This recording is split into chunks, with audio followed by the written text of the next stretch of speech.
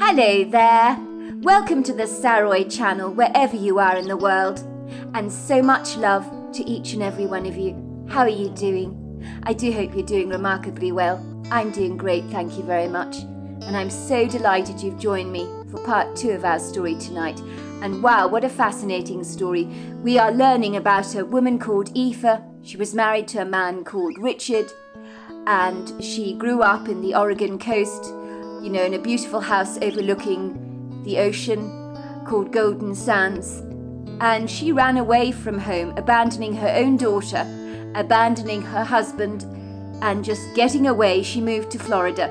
Now she's coming back home. Perhaps we're going to find out the real reason she went away. And let's continue with part 2 of our story tonight. The drive from Pensacola to Portland in my gold Subaru Forester was about 41 hours. I knew if I took the trip slowly with overnight stops and lots of breaks along the way, that it wouldn't be too intimidating a journey. When I got closer to home on Highway 101, which is the quintessential ticket to enjoying the stunning views of the magnificent stretch of coastline, otherwise known as the Pacific Ocean, the curtain of scenery that greeted me at every junction, with a familiarity of note that made me feel rather nostalgic. Indeed, I sensed a burning magnetic pull that was directing me towards my hometown, almost like a homing pigeon can pick up the vibrations that guide it straight back to its roosting place. I could taste the familiar salt in the crisp, cool, bracing sea air, and I bore witness to the dramatic, diverse scenery spread out thickly before me, like butter over a bagel, where habitats can range from open sandy dunes, lush forests, tidal pools, to headwater streams. My car gingerly rolled up the steep incline. I proceeded rather cautiously along my way, drinking in the idyllic scenery that surrounded me, rather like a frothy, delicious, rich, creamy, double-thick chocolate milkshake. I soon pulled up to the familiar red-bricked entranceway of my mother's home, which was one house among many along this street, where all the houses boasted sizable front and back yards, and a perfect stretch of prepossessing ocean-front views. I suddenly felt as if I'd gone back over 7 years in time. The house looked exactly as I remembered it, with pale cream-coloured walls and turquoise-blue shutters that looked as if they'd recently undergone a new lick of paint, as it's easy with the abrasive sea air for things to require regular maintenance to prevent the formidable aggressors such as rust, decay, rot, and the inevitable damp problems that can easily arise living out here. My brother Andrew would have kept the house in reasonably good shape, as he was diligent in keeping on top of things, a trait he had clearly inherited from my late father, who was great at fixing anything that was broken. My mother's house had been custom home built, but on seeing it as I pulled up the driveway, I felt as if I was embracing an old, much-loved friend. It was as if the family home was smiling at me broadly and whispering to me, "Welcome back, Aoife! Welcome back! Welcome home, my friend!" And in a strange way, if houses can talk, and if they can hug you in a warm embrace, even if you cannot see it or hear it, that is what I felt was happening to me. I could feel a big tug from the heartstrings, as tears began to involuntarily roll down my cheeks. They took me by surprise, I have to say. I suddenly felt as if my throat was constricting. It had become all dry and parched. It was so good to be back, so incredibly good. I noticed the tall trees on one side of the house had grown exponentially over the last 7 years, so much so they were barely recognizable.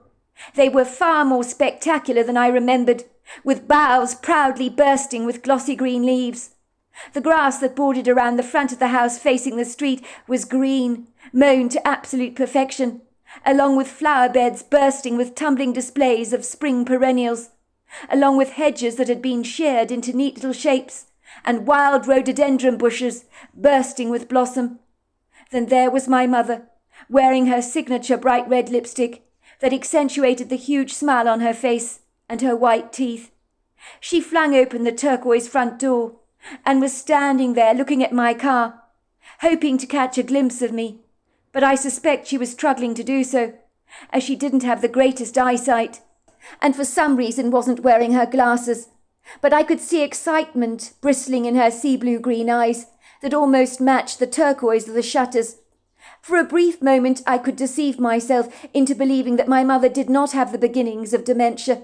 She looked exactly as I remembered her 7 years before, but she was possibly a little bit more frail. But then she was now in her 80s, so that is bound to be expected. Once I parked my car and climbed out of the front seat. My mother ran towards me, throwing her arms around me. I collapsed into her arms with a huge hug, as tears continued to spill down my cheeks, dampening my mother's cotton blouse. But she didn't appear to mind that at all. "Oh, sweetheart! Oh, I'm so glad you've finally come. I've missed you so much. You have no idea. Andrew can tell you all about that. It's so good to see you, my love. 7 years is a long time." My mother was wiping back tears. "Dear me, look what you've done to me, Aoife. I haven't cried like this since I was a baby. But don't you worry. They're very happy tears." She held me at an arm's length for a distance. "Let's have a look at you. I want to see if you've changed at all. You're thinner than I remember, love. I do hope you're eating well." "Well, that's the problem with nursing, Mum. You have to eat on the run, and sometimes you miss out on meals." "Well, it explains the weight loss then, dear. But you look healthy, and that's all that matters. My word, I do rather love the highlights in your hair. Very glamorous, I have to say. Your hair's grown a lot. When you left home, it was shoulder length. Now it covers your bust, but I like it very much. And I must say, it does suit your face." My mother led me into the kitchen by the hand and guided me to take a seat at the breakfast nook. "You must sit down, love. You must be absolutely exhausted. You've been driving for 2 days now. I can't imagine a journey like that. You are in need of some refreshments, I'm most sure. Forget about your luggage in the car for a moment. We can bring that all in later. You and I are going to have a nice little chinwag. It's been a long time, and I'm absolutely dying to hear your news." I gratefully sank into the seat of the breakfast nook. My mother proceeded to pour me some homemade lemonade, just like the old days. The lemonade tasted tangy and zesty, exactly as I remembered it. My mother naturally wanted to know all about the life I'd led in Florida for 7 years, even though we'd always been in touch. But hearing everything from the horse's mouth is so much better when it's in person. She wanted to know what it was like working at the local hospital. She asked me so many questions. Finally, she dropped her head rather sorrowfully and said, "Well, I'm sure your brother Andrew has informed you about my rather unfortunate diagnosis." I nodded. I reached out to squeeze my mother's hand. "I'm so sorry, Mum. It must have been so upsetting for you to get a diagnosis like that. But there are things, you know, you can do to improve your memory. I've heard you can take coconut oil. There are alternative protocols you can follow. It's not all bad news. Medicine is advancing." "Well, the truth is, dear, I am getting older every single day, and I'm fully aware of that. And things catch up with you in old age, you know. So something gets you, one way or another, doesn't it? The truth is my memory has been failing me for the last 10 years or so. It's been getting progressively worse, and I've been very aware of that, you know. I went to the doctors, under the insistence of your brother, and underwent a plethora of tests, and the results were not exactly very encouraging. But you know I'm going to try every protocol I can to ensure that I remain as sharp as I possibly can for as long as possible. I suppose you could say I guessed that I was battling some kind of congenital decline. But that's the way it is. Do you know, the other day I woke up and I couldn't remember my own name. It was like when you meet someone for the first time. Well, not for the first time. Someone who you haven't seen for a long time. You wonder who they are. You know them from somewhere, but you can't remember their name exactly. It's not only frustrating, but terribly embarrassing. On that morning I felt that way about my own self, you know. I thought I know what my name is, but I just can't remember it. It scared me half to death, not remembering who I was. You know something, love? It was really tough listening to the doctor's prognosis. I'm not going to kid. He did admit that there will be a day when I might not recognize my own children. Now, can you imagine that? It's very difficult to hear. I dread to think of that happening to me. But you know what? When it does, you must know that on the inside somewhere, I do know you and love you very much. And I don't want you to ever forget that for a single second. You need to promise me that, Aoife. I promise, Mum. I know it's going to be scary, Mum. Really scary. I can't begin to imagine what it must have been like for you. It was terrifying, Aoife. You do know when your mind is short-circuiting, you know. Like you know if there's something not right with an electric gadget in your kitchen that begins to spark. On the day I forgot my name, a few minutes later I was right as rain again. I remembered my name straight away.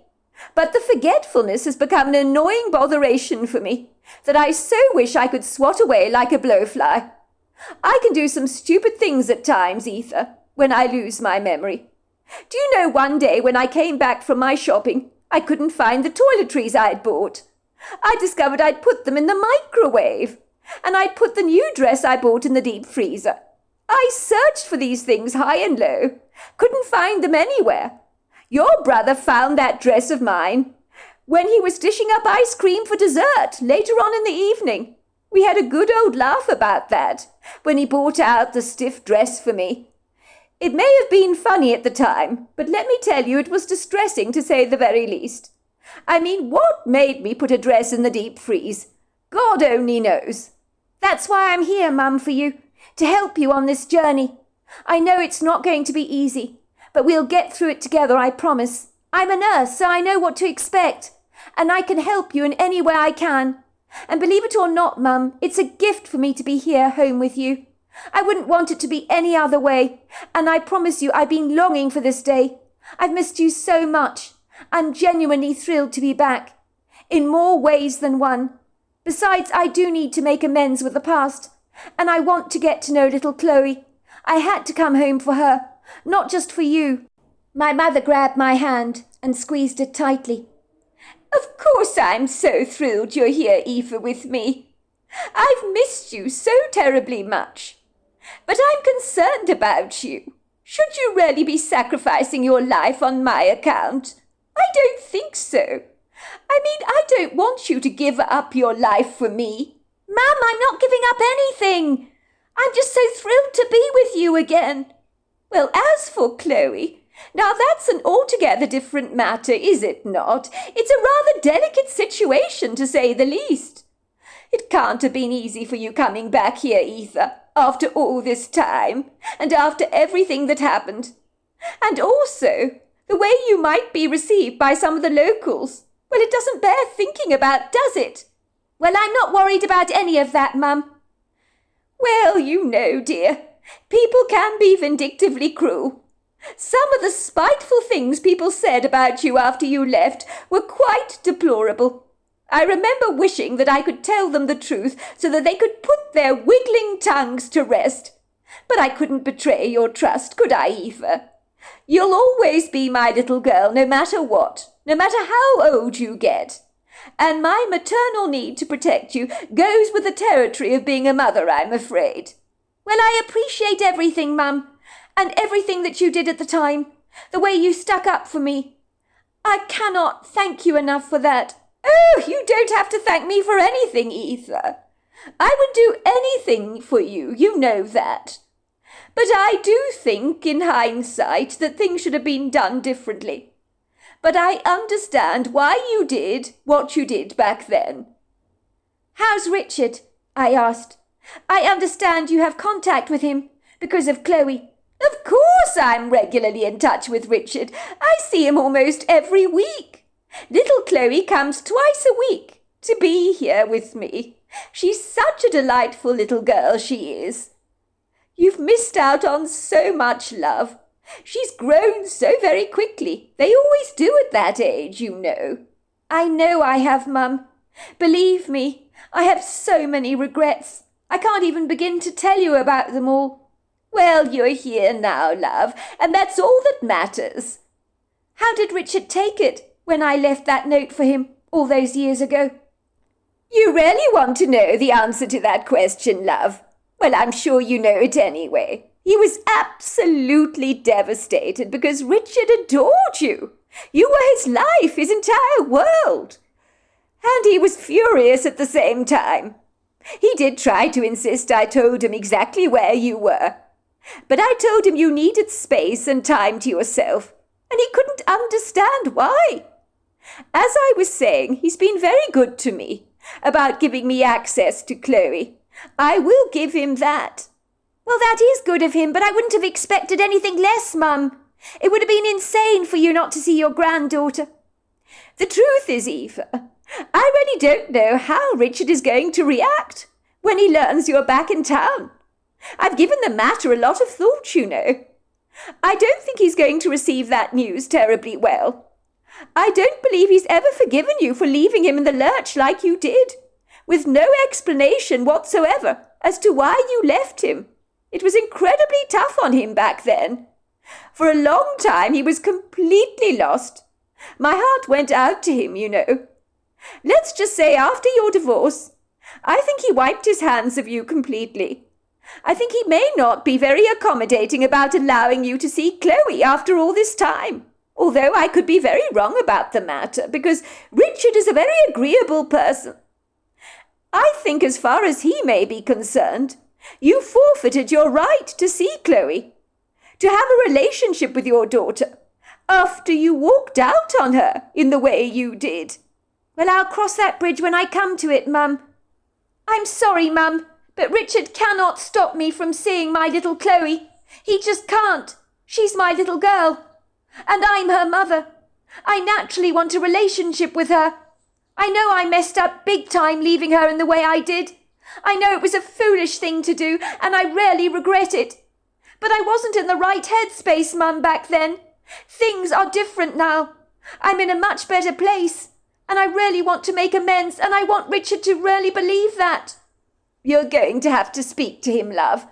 I'm not sure he's going to be reasonable. But you've been away, you know, for 7 years. That's a long time. You can surely appreciate where he's coming from. I think any trust he had towards you is going to be rather slim, don't you? And apart from anything else, little Chloe has no memory of you, and Richard has not forgiven you for walking away.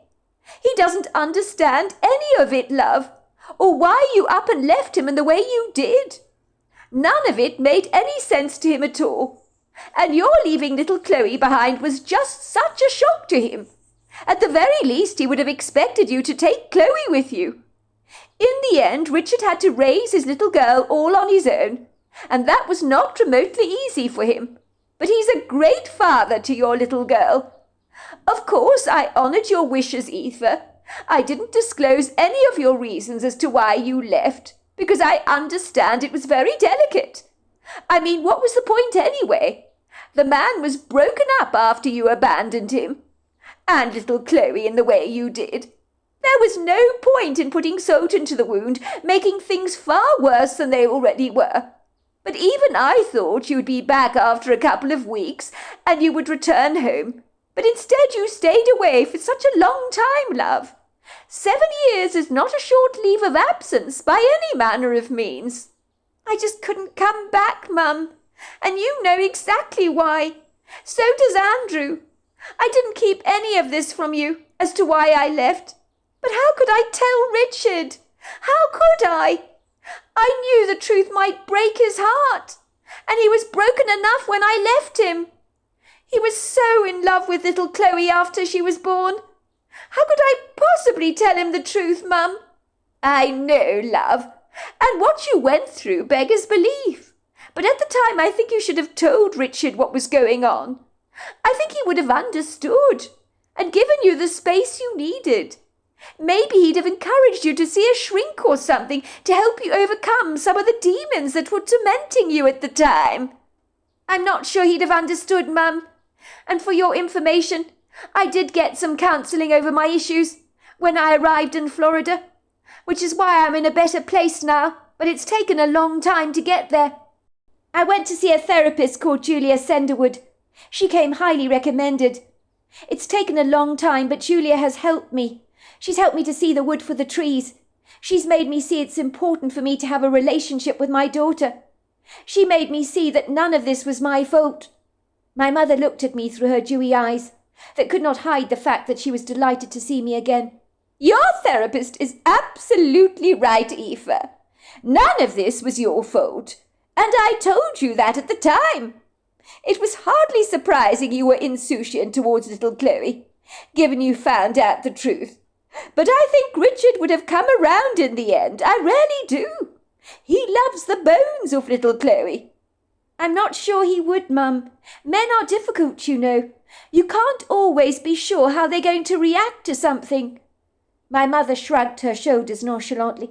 Well, you know the past is not like my knitting, that I can go back and correct. More's the shame. The text has already been written, love. The script has been played out.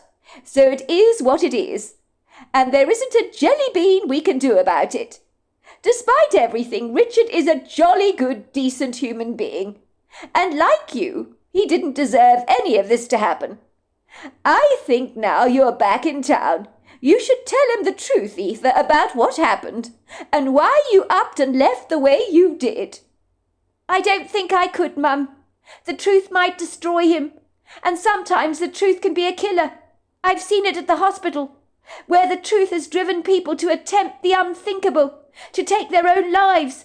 Had they been ignorant of the truth, they would have lived happily ever after in their ignorance.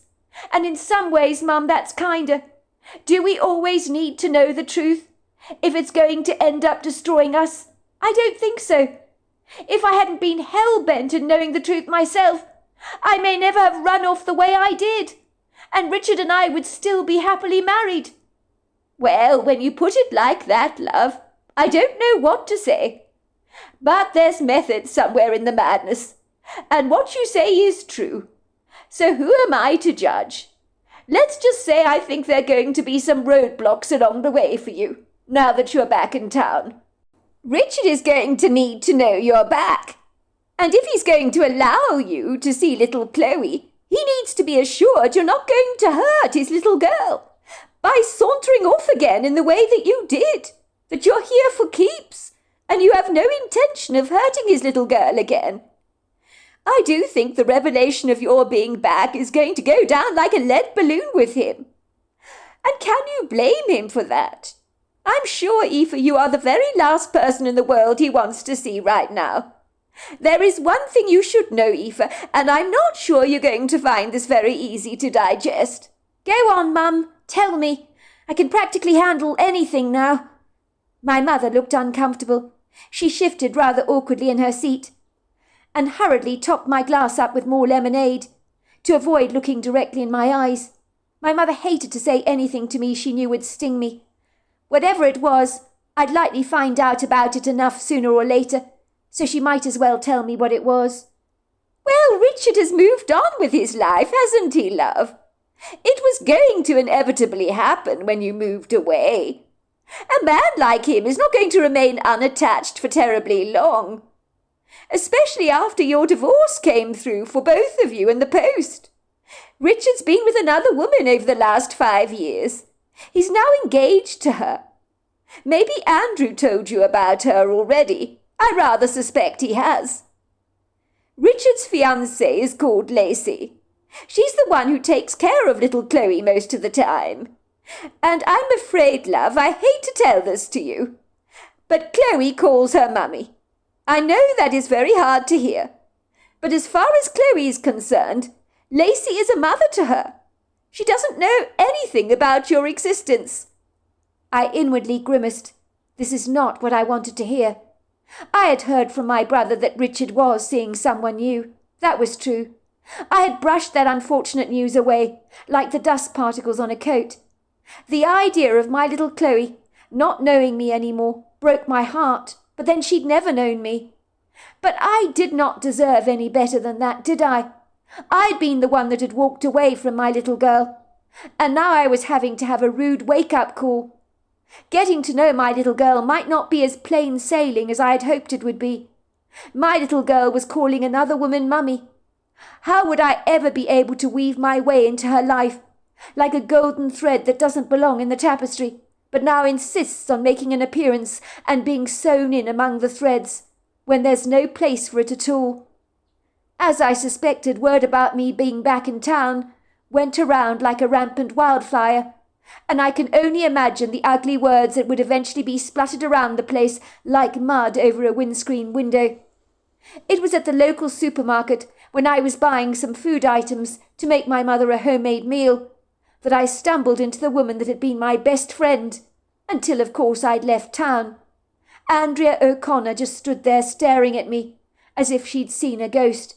Her mouth opened and closed like a startled goldfish, and finally, finding her feet, she marched over towards me defiantly, with a shopping bag in her hand that contained a loaf of bread, a tin of tuna, and a bottle of mayonnaise. Her tone of voice was abrupt and brusque, and I could feel the thorny barbs clinging onto her tongue like a tick on a dog's coat. She intended to spit out venom to me, with a poisonous indignance, but I was ready for it. "Oh, I did wonder when you'd grace us with your presence again, Aoife. I'm impressed. I never thought you'd dare show your face in town again.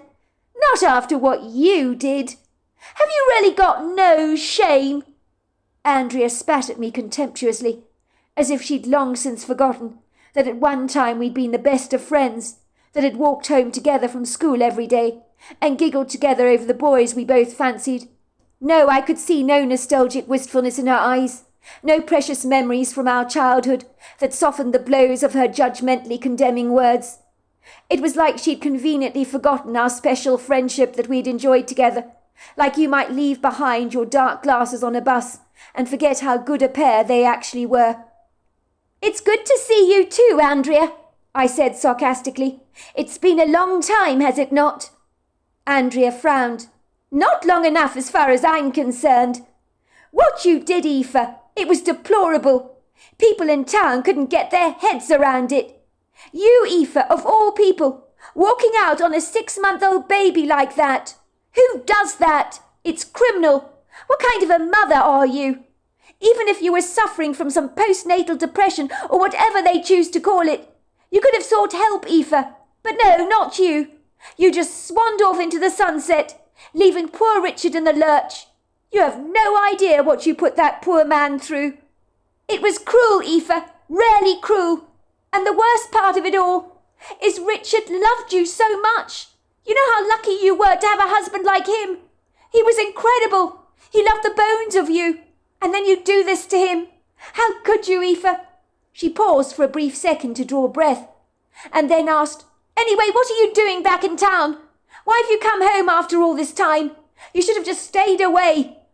"Well, I'm glad I bumped into you, Andrea," I said rather gingerly. "I know what you think of me, and I don't blame you for that. But I'd like you to remember we were good friends once, and I really need your help." "You need my help, do you?" she scoffed. "That's rich coming from you. How can I possibly help you, Aoife?" "Don't be like that, Andrea.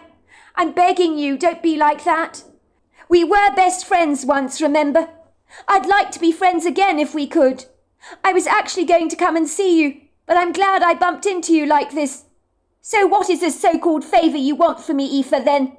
said Andrea, putting her hands on her hips in a defensive gesture and swinging her shopping basket in her free hand backwards and forwards like a pendulum.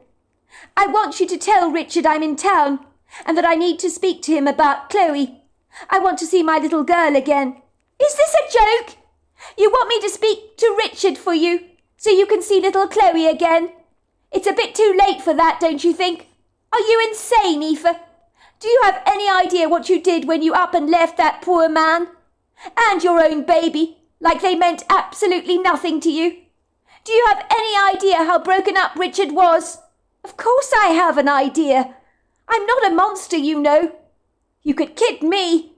He was desperate to find you, Aoife. But your mother only told him you wanted to be left alone and would be fine. He mistakenly thought you'd gone away for a short period of time, that maybe you were suffering from postnatal depression or something, that you had come back. But no, you didn't, did you? You bogged off for 7 whole years, leaving poor Richard to raise Chloe alone. And then you sent him all those divorce papers." I know, don't remind me of all that." How could you do such a despicable thing, Aoife? To a man that loved you so much. Everyone in town was disgusted with what you did, and rightly so. I thought you were a better person than that, Aoife. Richard has washed his hands of you. He certainly doesn't want to see you again after all this time, I'm most sure. And can you blame him for that? No, I can't. But I have to see my little girl Chloe again. I have to see her again. You have to see little Chloe again, do you? And you've waited 7 long years to see your little girl? That's rich. You broke Richard's heart, Aoife. There's a new woman in his life now. And I hate to tell you this, but Richard is very happy with her. Her name's Lacey, and they're engaged to be married. Chloe is a happy girl these days. They don't need you coming along to set the cat among the pigeons. You walked out on your little girl, leaving Richard in charge of Chloe's care. And now after all this time you want to be part of your little girl's life. You've got a bloody cheek, Aoife. Well, if you refuse to help me, Andrea, by speaking to Richard on my behalf, I said resolutely, then I'm going to go over to his house myself and personally talk to him about little Chloe. I thought you could be the mediator between the two of us and arrange a place where we could meet, a rendezvous perhaps, to discuss my getting to know my little girl again. I thought if he heard I was back in town from you, it would give him time to think about things. Andrea sighed. You've got a nerve, Aoife. I'll give you that. A bloody nerve. Look, I'm not going to lie to you. Richard is not going to be remotely happy to hear you're back in town, after you abandoned him in the way you did. But I guess it's better he hears the bad news from me, so he gets a chance to get his head around it. He's going to be a very unhappy camper, let me tell you. Don't you think I regret everything that happened? If I could turn back the hands of time, I would, but I can't. Regret, said Andrea, spitting at me like a viper. You don't know the meaning of the word regret, do you, Aoife? You really don't. You walk away from a wonderful husband and a beautiful baby girl, and you come back after all these years, expecting people to accept what you did. People around here, Aoife, have got long memories. They don't take kindly to mothers who reject their own babies. I thought I knew you, Aoife. I thought you would make the perfect mother one day. But you showed me that you've got no substance. You're just made up of hot air, aren't you? And to think that you and I were the best of friends for years and years. I invested so much in our friendship, Aoife. And for what? I don't think I ever knew you. Not really. No friend of mine would abandon their own baby. When you left, I didn't hear a dicky bird from you again. It was like you willfully cut me out of your life. As if I didn't matter. It hurt, Aoife. It really hurt. You don't know the half of it, Andrea, so don't be so quick to judge me. Look, I do regret what happened. And even though I cut off communication with you, I did miss you, Andrea, very much. You're very special to me, whether you believe it or not. I did what I did, at the time, to get away from town. Regret, said Andrea, spitting at me like a viper. You don't know the meaning of the word regret, do you, Aoife? That's the problem. You really don't. You had the audacity to walk away from a wonderful husband and a beautiful 6-month-old baby girl. And then you come back after all these long years, expecting people to accept what you did? She shook her head vigorously. People around here have long memories, Aoife. They don't take very kindly to mothers who abandon their kids. I thought I knew you, Aoife. I thought you'd make the perfect mother one day. But you showed me you've got no substance. You're just made up of hot air. That's not fair, Andrea. You know that that's not fair. I think it's very fair. You and I were the best of friends, Aoife, for years and years. I invested so much in our friendship, and for what? I don't think I ever knew you. No friend of mine would abandon their baby like you did. When you left, I didn't hear a dicky bird from you, did I? It was like you willfully cut me out of your life, as if I didn't matter at all. It hurt, Aoife. It really hurt. I'm sure it did. And I'm really sorry about that. But you don't know the half of it, Andrea. You really don't. So please don't be so quick to judge me. Look, I seriously regret what happened. And even though I cut off all communication with you, I did miss you. You were always a special friend to me, Andrea, whether you believe it or not. But I did what I did to get away from town. I had to get away from town. I need you to believe that. I had my reasons. Well, I hope you had a good reason, Aoife, for leaving your husband and baby girl. Because I want to believe that. I really do. But I'm struggling to.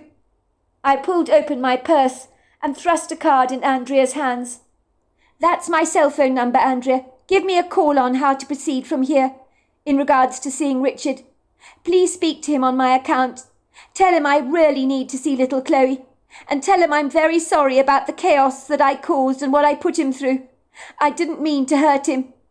Andrea stiffened. She studied me through hard, judgmental, cold eyes, and then glanced briefly down at the card. Why did you leave town, Aoife? She asked me again, her voice suddenly softening. I don't understand, Aoife. Why would you leave such a beautiful husband and baby girl? Why would you cut everybody out of your life, apart from your mother and brother? I just don't get it. I really don't.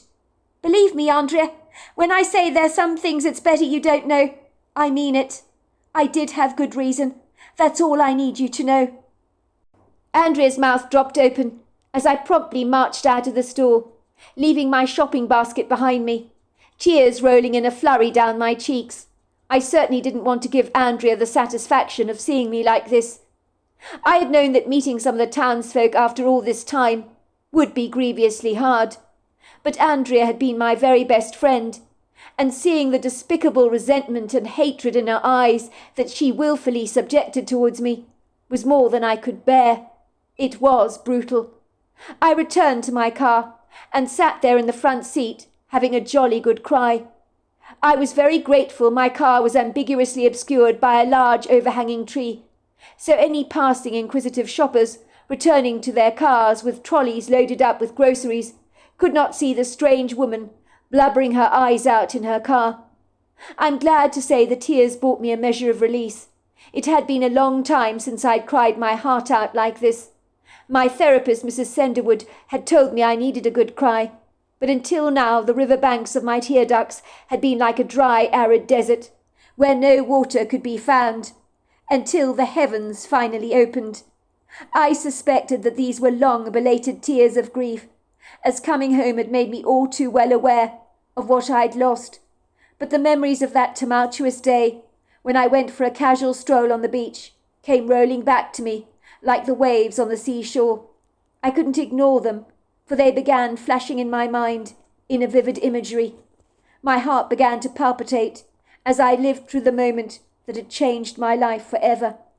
9 years earlier, or thereabouts. I was in a happy place in my life at this point in time. In truth, I couldn't have been happier. I was a married woman, laying down roots with my husband Richard. Richard had been my first love. The two of us were as thick as thieves. We had an enviable relationship, and by the time I was only 18 years old, it was a given to everyone that knew us that Richard and I would one day get married. Richard had never given another woman a fleeting glance. The same could be said for myself when it came to members of the opposite sex. It seemed incomprehensible and inconceivable to imagine the two of us could ever split up or live our lives apart. At this point in time, Richard and I were living at Golden Sands with my mother, my brother, and his wife. Golden Sands was where I'd grown up as a girl. Me and Richard were waiting for the house we had designed together, after we got married, to be built. But there were some issues with the planning for the home that was holding up the project from coming into fruition. So we were staying at Golden Sands indefinitely with my mother, while we waited for our house to be built. Naturally, we couldn't wait to gain our own independence as a married couple by owning our own home. And as is often the case, when taking a project on your own, things can sometimes go pear-shaped. Beyond the house we were building, me and Richard were both very eager to become parents. We talked about little else. I was longing to become a mother. Furthermore, my own mother was encouraging us to have a child, telling us she couldn't wait to be a grandmother, and we should hurry up and start having babies. I didn't need any further encouragement. I would have been happy to have had a baby yesterday, if I had any say in the matter. But my prayers to God always seemed to come back empty-handed. There were no buns cooking in my oven.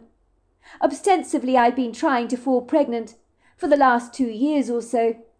and it had come to the point that me and Richard became increasingly frustrated by our continuous disappointments every month, when it was gleaned that once again I was still not pregnant.